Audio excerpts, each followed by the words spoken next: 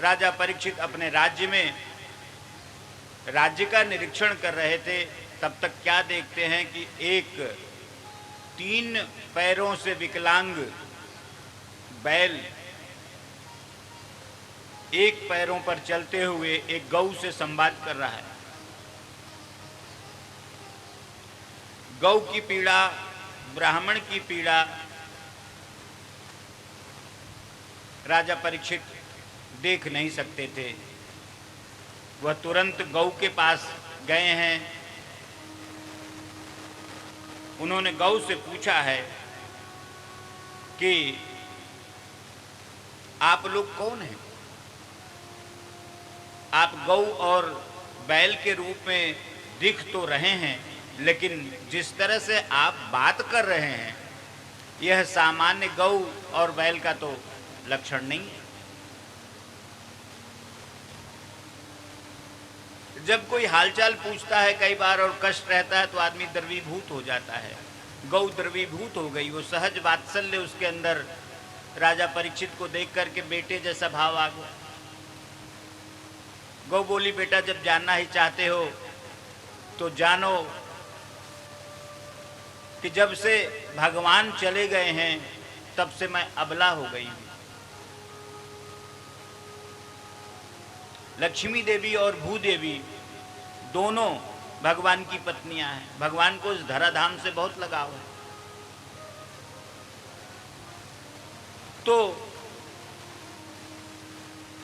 कह रहे ये पृथ्वी की जब से भगवान गए हैं तब से अनाचार अत्याचार अनवरत बढ़ गया है और इसका भार मैं सहन नहीं कर पा रहा। और ये जो बैल है यह साक्षात धर्म है।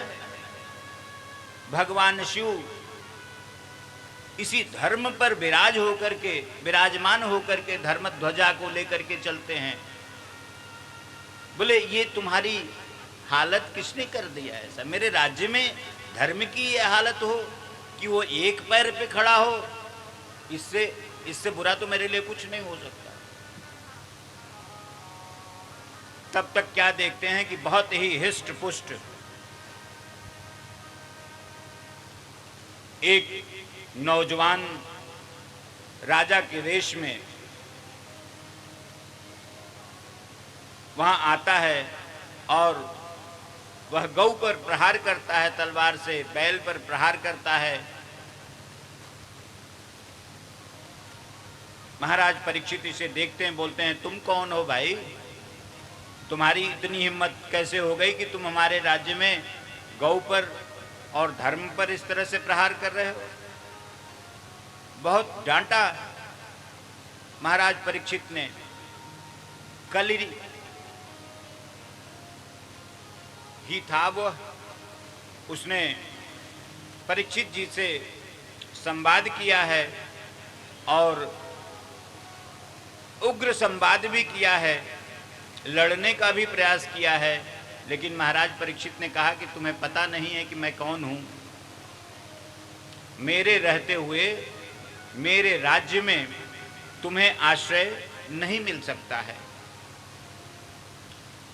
ऐसी स्थिति में तुम्हें यहां से जाना पड़ेगा।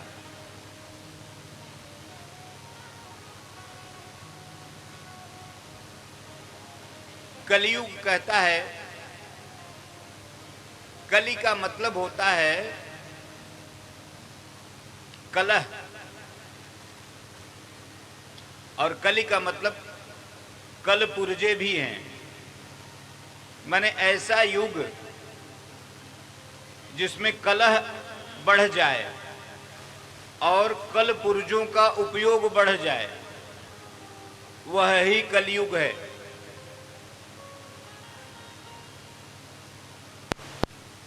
पहले दिन से कह रहे हैं कि मशीनों का प्रयोग अब बच्चा पैदा करने के लिए भी होने लगा है।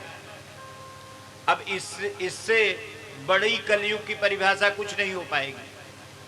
मैंने कलिकाल एकदम धीरे धीरे युवावस्था को प्राप्त हो रहा है और आने वाले दिन में संतानें सबकी छोटी होंगी धीरे धीरे, और फिर लोगों की उर्वरा शक्ति एकदम समाप्त हो जाएगी।